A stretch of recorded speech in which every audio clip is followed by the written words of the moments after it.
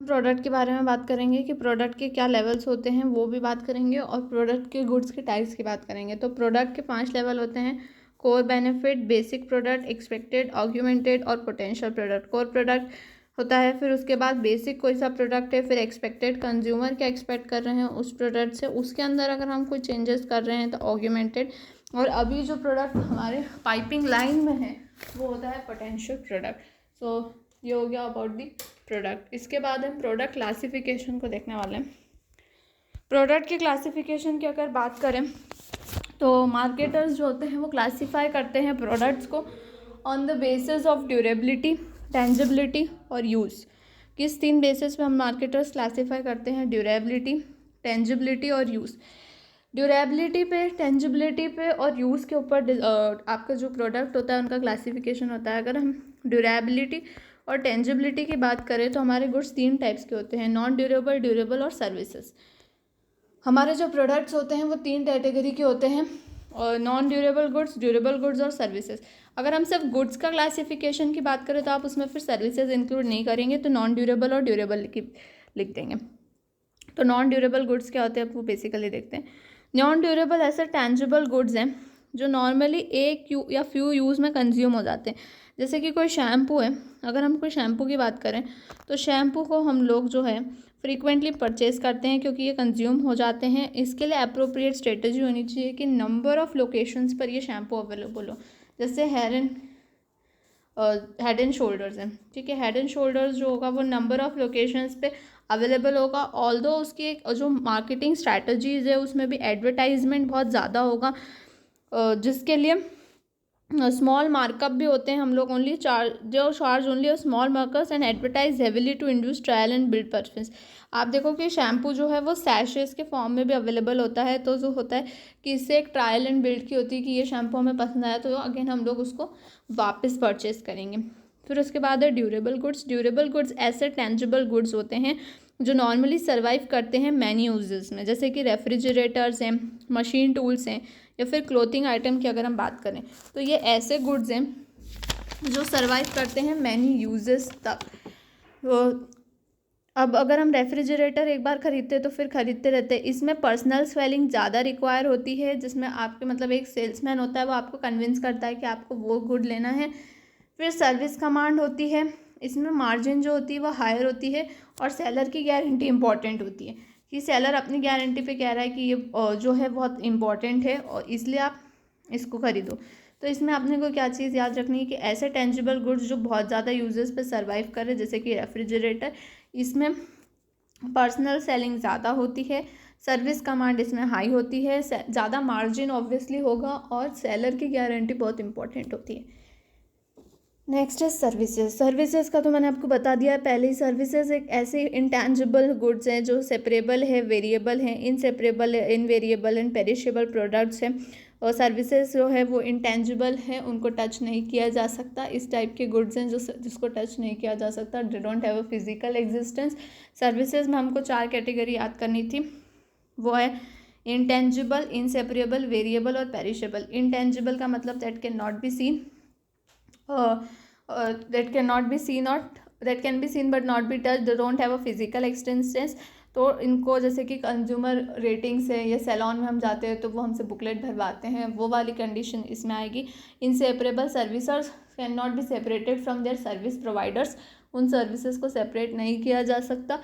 इसमें differentiation create किया जाता है, जैसे बैंकिंग सेक्टर्स में अलग अलग सर्विसेज होती है। वेरिएबल की अगर हम बात करें तो हाँ, एक सर्विस दूसरी सर्विसेज के बीच में डिफरेंशिएशन क्रिएट करने की बात होती है कि सर्विसेज में वेरिएबिलिटी क्रिएट करने की बात हो रही है। जो मैंने बताया वन सर्विस प्रोवाइडर से दूसरे सर्विस प्रोवाइडर तक वो वेरी करती है।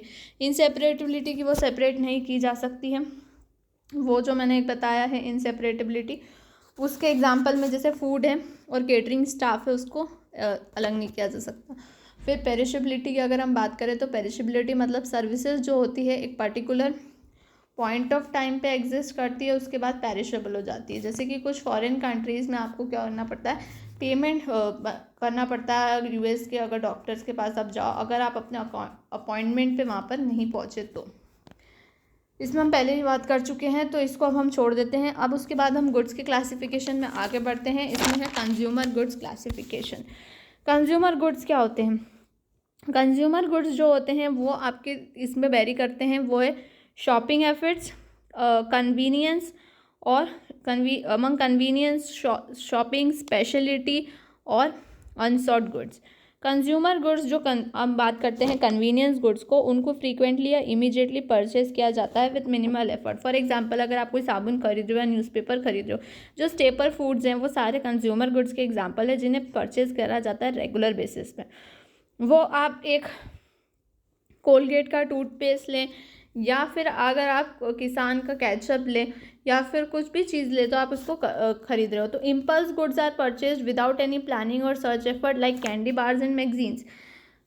इम्पल्स गुड्स जैसे कोई टॉफ़ी खरीदनी है तो वो विदाउट एनी प्लानर रूटीन के खरीदे जाते हैं। इमरजेंसी गुड्स जो होते हैं जैसे कि अर्जेंसी में परचेज किए जाने, जैसे अम्ब्रेला परचेज किया क्योंकि बारिश हो गई, तो ये सब इमरजेंसी है। मैन्युफैक्चरर्स और impulse and emergency goods will place them where consumers are likely to experience an urge और कॉम्पेलिंग नीड टू परचेज। जैसे कि अगर हम डी मार्ट में जा रहे हैं तो वो काउंटर के ऊपर जो है कैंडीज रखी जाती है, क्यों? क्योंकि ताकि कंज्यूमर जो है वो ज़्यादा अर्ज हो गुड्स को खरीदने के लिए। तो सबसे पहले कन्वीनियंस गुड्स। कन्वीनियंस गुड्स में स्टेपल फूड्स हैं, वो ऐसे गुड्स जिसको इमीडिएटली, फ्रीक्वेंटली, रेगुलर बेसिस पे परचेज किया जा रहा है। इसके अंदर एग्जांपल हैं केचप हो गया, टूथपेस्ट हो गए, इसमें इम्पल्स गुड्स और इमरजेंसी गुड्स के अंदर आ गए। फिर उसके बाद हम शॉपिंग गुड्स की बात करते हैं। शॉपिंग गुड्स वैसे गुड्स हैं जो consumer characteristically compares on basis of suitability, quality, price and style. For example कि अगर हमें रेडीमेड शर्ट परचेज करना है तो हम उसे डिफरेंट कंपैरिजन करेंगे। जैसे कि शॉपिंग हैबिट क्या होती है? Amount of time and effort undertaken by customers. अगर बहुत ही कम एफर्ट और कम टाइम यूज़ कर रहा है वो है जैसे न्यूज़पेपर्स हैं। न्यूज़पेपर्स में कंज्यूमर क्या करते हैं? बहुत ही कम टाइम जो होता है किसी प्रोडक्ट के लिए खर्च करते हैं। शॉपिंग टाइम मतलब कितना टाइम वो कस्टमर अंडरटेकन कर रहा है, उस एफर्ट डाल रहा है उस प्रोडक्ट को खरीदने के लिए।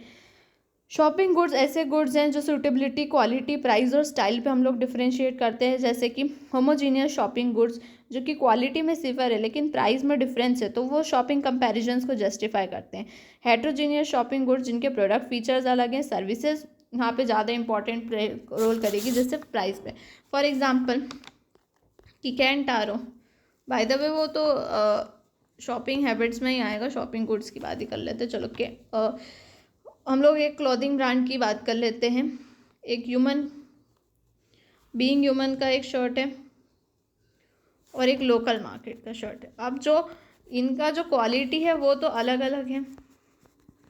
अब यहाँ पे जो चीज़ होती है, यहाँ पे जो क्वालिटी होगी वो एक plus point as a play करेगी डिफ्रेंशिएटेड करने में, तो क्योंकि ये हेट्रोजीनियस प्रोडक्ट्स हैं। होमोजीनियस प्रोडक्ट जैसे कि पोटैटो वुड बी सेम कि आप कहीं भी खरीदो पोटैटो है, तो यहाँ पे अब आपकी प्राइस पॉइंट प्ले करेगी। अब कुछ गुड्स में जैसे आफ्टर सेल सर्विस है वो इंपॉर्टेंट रोल प्ले करेगी। The seller of heterogeneous goods shopping goods wide assortment to satisfy individual trends sales person to inform and advise customer. अब हेट्रोजीनियस गुड्स वालों को क्या करना पड़ता है कि अपने सेल्स पर्सन को इस तरह से समझाना पड़ता है कि वो गुड्स को बेच पाएँ। नेक्स्ट है स्पेशलिटी गुड्स। शॉपिंग गुड्स का वो गुड्स हैं जो को डायरेक्टली कंपेयर हो रहे हैं कौन से फीचर्स पे, सूटेबिलिटी की ये सूट करेगा कि नहीं मुझे, तो पहली पॉइंट है सूटेबिलिटी, फिर दूसरा है क्वालिटी, तीसरा पॉइंट है इसमें प्राइस और चौथा पॉइंट है स्टाइल। अगर क्लॉथ की ही बात करें तो क्लॉथ को हम इस चारों प्रेफरेंसेस पे देखते हैं कि क्लॉथ न्यू ट्रेंड स्टाइल पे है कि नहीं, हमें हमारी पर्सनालिटी पे सूट करेगा कि नहीं, तो सूटेबिलिटी, क्वालिटी की बात करें तो कि अच्छा कपड़ा है कि नहीं, और प्राइस पॉइंट, चारों पॉइंट पे हम इसको कन्वर्ट करते हैं। इसके अंदर हम दो बातें करिए, एक होमोजीनियस प्रोडक्ट्स की और एक हेट्रोजीनियस प्रोडक्ट्स की, तो इन दोनों का एग्जाम्पल याद रखना है। स्पेशलिटी गुड्स जो होते हैं जिनके यूनिक कैरेक्टरिस्टिक्स या ब्रांड आइडेंटिफिकेशन होते हैं, जो इनफ है बायर्स को, जो कि एक स्पेशल परचेसिंग एफर्ट्स डालते हैं। फॉर एग्जांपल एक मर्सिडीज़ है, वो एक स्पेशलिटी गुड्स है क्योंकि इंटरेस्टेड बायर्स भी travel far to buy one. Speciality goods को कंपैरिजन्स की ज़रूरत नहीं है और बायर्स अपना टाइम सिर्फ इन्वेस्ट करते हैं डीलर्स के वहाँ पहुंचने के लिए, अपना वांटेड प्रोडक्ट्स लेने के लिए। Dealers do not need convenient locations, though they must lead prospective buyers know where to find them. देखो अभी अगर मर्सिडीज़ का शोरूम देखें तो मर्सिडीज़ का जो एक शोरूम्स होते हैं वो बहुत ही आउटर स्कर्ट्स में प्रेजेंट होंगे, तो भी उससे कोई फ़र्क नहीं पड़ेगा, क्योंकि जो बायर है वो वहाँ जाएगा और उसको ख़रीदेगा, वही बायर वहाँ पर जाएगा। और ये डीलर का काम है कि हमारा यहाँ पे शोरूम है, प्रोस्पेक्टिव बायर्स को ये पता कराना बहुत ज़रूरी है। ये जो है प्रोडक्ट स्पेशलिटी प्रोडक्ट्स, उनके लिए ब्रांड आइडेंटिफिकेशन या यूनिक कैरेक्टरिस्टिक्स ही इनफ है बायर को विलिंग परचेज करने के लिए। Enough for buyers willing to make a speciality purchasing effort. एक परचेसिंग एफर्ट बनने के लिए बायर को सिर्फ ब्रांड आइडेंटिफिकेशन या प्रोडक्ट की यूनिक कैरेक्टरिस्टिक्स होना ही ज़रूरी है।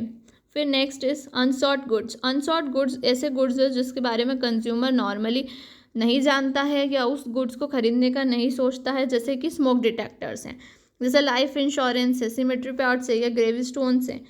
इनको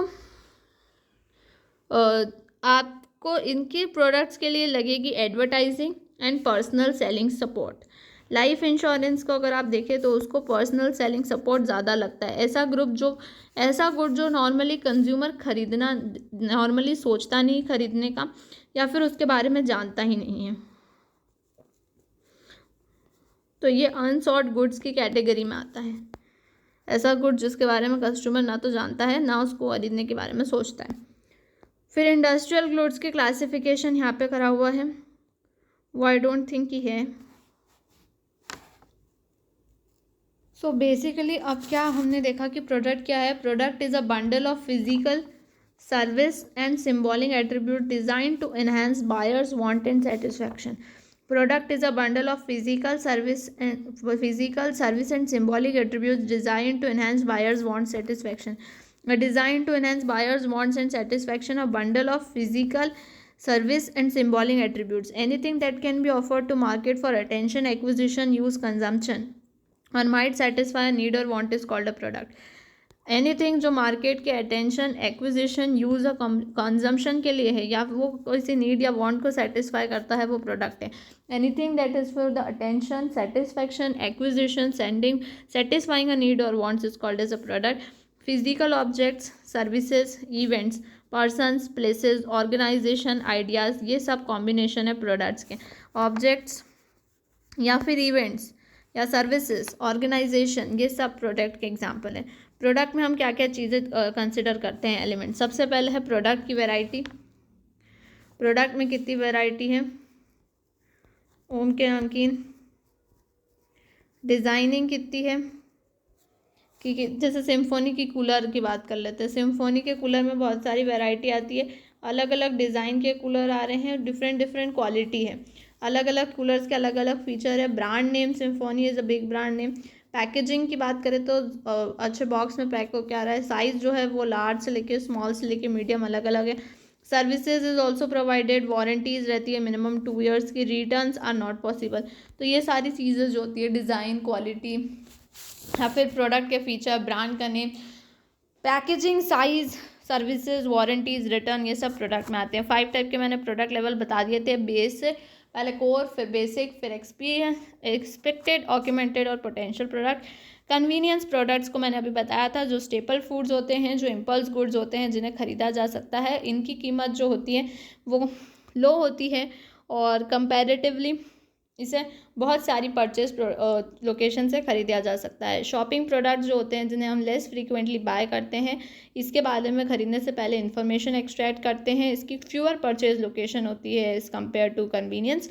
इसके सूटेबिलिटी को, प्राइस को, रेफ्रिजरेटर्स की जैसे मैंने बात करी थी। स्पेशलिटी प्रोडक्ट्स एक ऐसे प्रोडक्ट्स होते हैं जिसके लिए यूनिक कैरेक्टरिस्टिक्स है, ब्रांड आइडेंटिफिकेशन है। इसकी परचेज स्टोर्स काफ़ी फ्री होती है।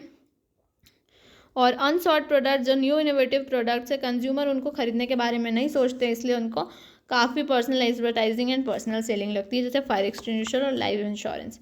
स्पेशलिटी प्रोडक्ट्स में अगर हमने बात करी तो जैसे कि कॉस्मेटिक डेंटिस्ट्री है, तो ये कुछ स्पेशलिटी हो गई कि ये पर्टिकुलर कंपनी जो है वही बेच रही है। अनसॉर्ट में मतलब रिमीडियल मैथ्स प्लान। होमोजीनियस और हेट्रोजीनियस मैंने शॉपिंग गुड्स में बता दिए थे। होमोजीनियस ऐसे गुड्स जो कि आप लोग डिफरेंस, गुड्स में डिफरेंस नहीं है तो वहाँ प्राइस पे खेलते हो, जैसे गोल्ड जिम का मेंबरशिप। और हेट्रोजीनियस जो अलग हैं। इम्पल्सिव गुड्स की मतलब कि disposable camera, snack food, staples की बात करी, इमरजेंसी फूड्स की बात करी है। अब प्रोडक्ट्स मिक्स। प्रोडक्ट मिक्स क्या होता है, जिसमें सारे प्रोडक्ट जो अवेलेबल है ऑर्गेनाइजेशन में वो प्रोडक्ट मिक्स है। प्रोडक्ट्स मिक्स के अंदर बहुत सारी प्रोडक्ट लाइन्स होती है और हर प्रोडक्ट लाइन में different different products, model, styles और कलर्स होते हैं। प्रोडक्ट मिक्स जो होता है वो set of all product lines a company have. एक जैसे सैमसंग है, सैमसंग के जितने भी मॉडल्स हैं, जितने भी प्रोडक्ट लाइन्स हैं, वो सब प्रोडक्ट मिक्स में आती हैं। तो प्रोडक्ट मिक्स क्या होता है, a product mix includes all the product lines and variation taken together. Individual product line is evaluated. Periodic review of product line or product mix is done. Adding feature या dropping feature. Product mix के 3 dimension होते हैं, product की length, product की depth, product की width और product consistency. Product mix में सारी प्रोडक्ट लाइन जितनी भी होती है, वेरिएशंस होते हैं, वो सब प्रोडक्ट मिक्स में आता है। प्रोडक्ट लाइन की अगर हम बात करें तो इसमें जितने भी आइटम्स होते हैं, कॉन्स्टिट्यूट्स ऑफ ग्रुप आइटम्स जो आइदर सिमिलर है या फिर यूटिलाइज होते हैं प्रोडक्शन प्रोसेस में, जैसे सैमसंग की बात करें।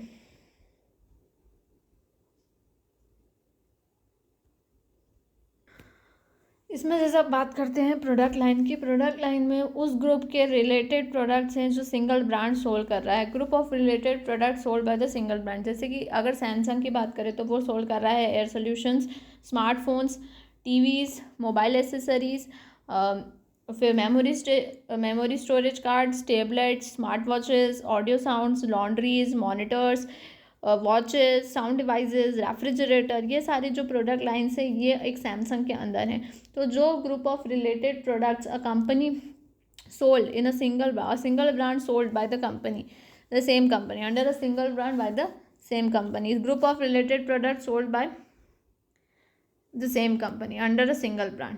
प्रोडक्ट मिक्स के डायमेंशंस देखो, इसके 4 डायमेंशंस की हमने बात करी। सबसे पहले product with, number of product lines in a company, और product with, product with how many products line the company carries. जैसे कि अगर इस एग्जांपल में देखें HUL में, तो HUL में कितनी प्रोडक्ट बेचते हैं, HUL personal wash, laundry, skin care, hair care, oral care, deodorants, tea, coffee, ये सब बेच रहा है।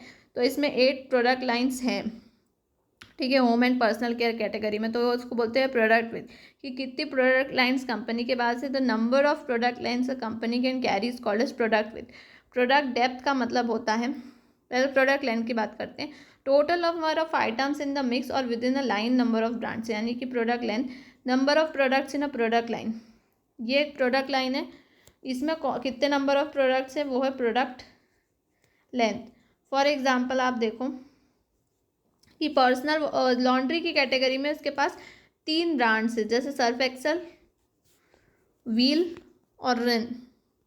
सर्फ एक्सेल, व्हील और रिन, ये तीनों ब्रांड उसके पास हैं। ओरल केयर कैटेगरी में पेप्सोडेंट और क्लोजअप है, 2 ब्रांड है, तो ये प्रोडक्ट लेंथ हो गई। फिर प्रोडक्ट डेप्थ की बात करते हैं, number of variants available in product, size, colour में।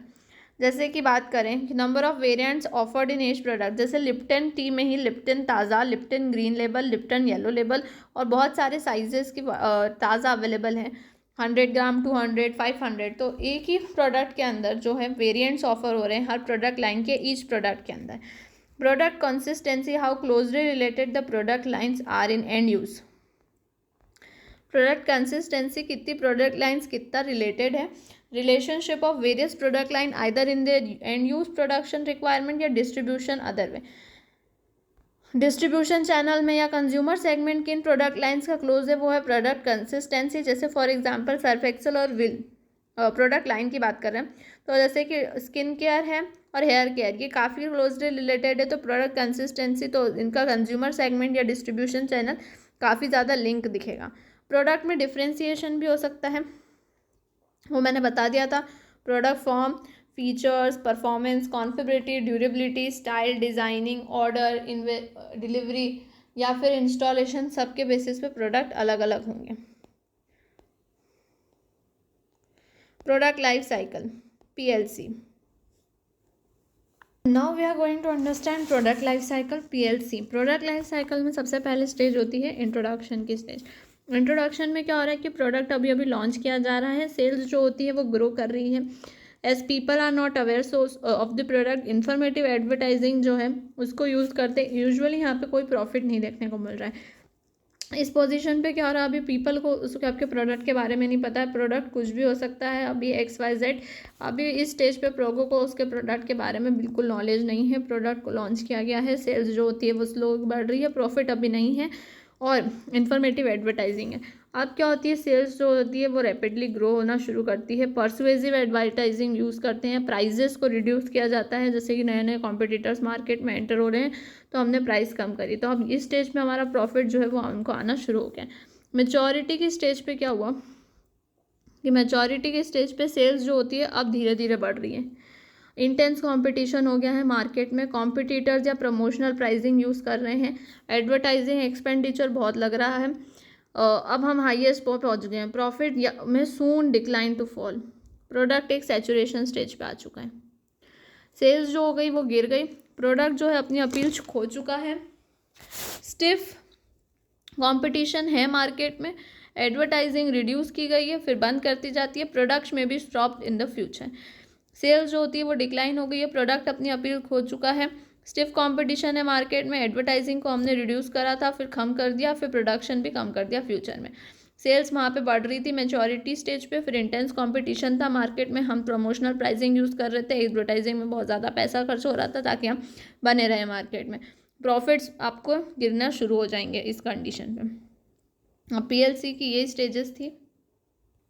So what basically happens in a PLC stage? In a PLC stage what we see that the sales is very low, क्योंकि अभी अभी आपका product जो है वो मार्केट में आया है, इन्वेस्टमेंट कॉस्ट बहुत ज़्यादा होगी क्योंकि आपने अभी अभी लॉन्च किया है। नेक्स्टली आपको इसमें बात करनी होगी कि कंपटीशन तो अभी नहीं है क्योंकि आपने नया प्रोडक्ट लॉन्च किया है, तो लो या फिर नो कंपटीशन, प्रॉफिट भी आपका लो होगा।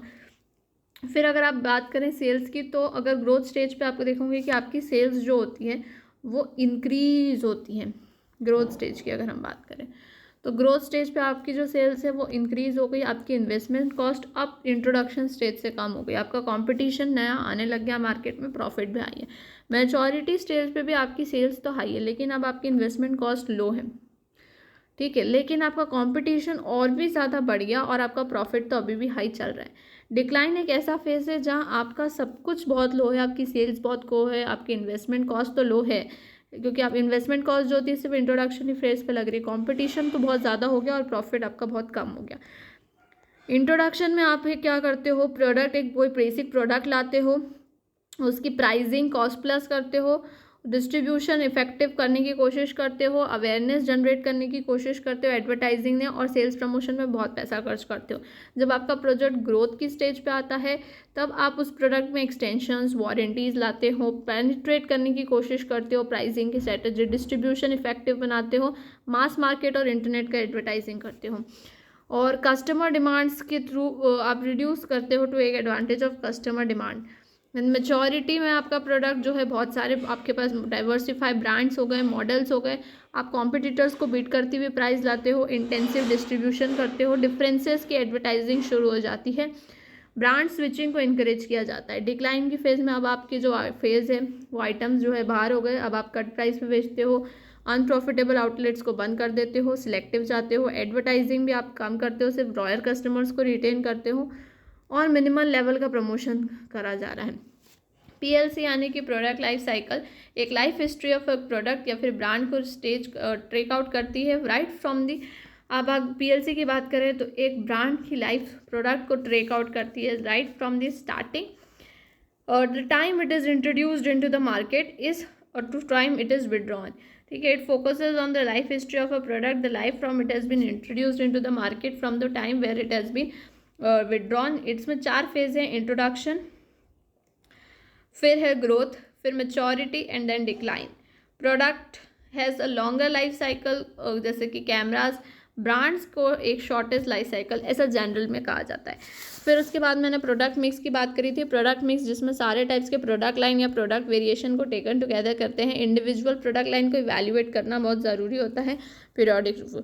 पीएलसी के क्रॉसेस क्या है, हमको सेल्स फोरकास्ट करने के लिए पीएलसी की ज़रूरत पड़ती है। मार्केट में टारगेटिंग करने के लिए पीएलसी की ज़रूरत पड़ती है। प्रोडक्ट पोर्टफोलियो को एनालाइज एंड मैनेज करने के लिए पीएलसी की ज़रूरत पड़ती है। और इन्वेस्टमेंट करने के लिए प्रोडक्ट्स की पीएलसी की ज़रूरत हो सकती है। पीएलसी अलग अलग ब्रांड्स के लिए अलग अलग हो सकती है। कुछ प्रोडक्ट्स ऐसे हैं जो डिक्लाइन या फिर मैच्योरिटी स्टेज में नहीं आते। एक प्रोडक्ट लाइफ साइकिल कुछ फ्यू डेज़ की भी हो सकती है, depending upon it can takes on decades, like Coca Cola. Forecast करने के लिए, सेल्स ट्रेंड, टारगेट में पोजीशनिंग करने के लिए, पोर्टफोलियो को मैनेज करने के लिए प्रोडक्ट का, और इन्वेस्टमेंट करने के लिए प्रोडक्ट्स में प्रोडक्ट लाइफ साइकिल की ज़रूरत होती है। दो प्रोडक्ट ऑब्जेक्टिव्स हमने पढ़ लिया, प्रोडक्ट क्लास, प्रोडक्ट मिक्स और प्रोडक्ट लाइफ साइकिल। बस इतना ही था इस यूनिट में।